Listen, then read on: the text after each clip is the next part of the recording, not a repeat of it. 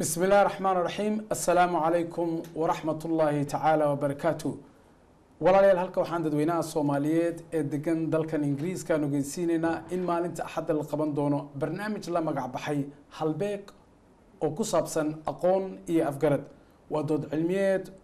ku saabsan aayaha dalka iyo dadka Soomaaliyeed waxaan lagu qaban doonaa hirada soo dhaw بسم الله الرحمن الرحيم السلام عليكم ورحمة الله وبركاته ميل يوا جوكتان بس Soomaaliyeed idilkiinba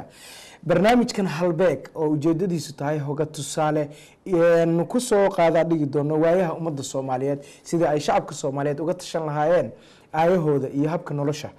waxa dood cilmiyeedka lagu falanqeyn doona hadduu Allah awood u leeyahay ka noqdo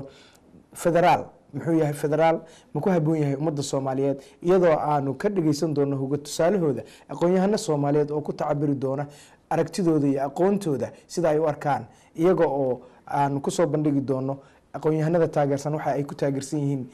aqoon-yahanada aan taageersanayna waxa ay ku diidan yihiin waxa sidoo kale ku falanqeyn doonaa dhacdooyinkii xanuunka lahaa ee mujtamaca Soomaaliyeed ee South Africa ay kala kulmeen toddobaadadii la soo dhaafay dalkaasi South Africa anagoo la qaybsan doono ama la qaybsanay mudaharaadyo lixaad leh oo ay dadka Soomaaliyeed kaga jawaabayaan dareenkooda ku aadan dhibaataynta dadka Soomaaliyeed lagu hayo waxaan hambalyo iyo bogaadin u jeedinaynaa dhammaan ummadda Soomaaliyeed meel walba ay joogtaba anagoo uga hambalyeynayna dadaalkii dheeriga ahaa ay u galeen mudaharaadyadii iyo dareen gudbintii ay sida maaragtay aadka uga soo horjeedeen amaba ay codkooda ku taageereen dadka walaalaha ee reer South Africa isla barnaamijkan waxa lagu taageeri doona ama dhaqaale loogu ururin doona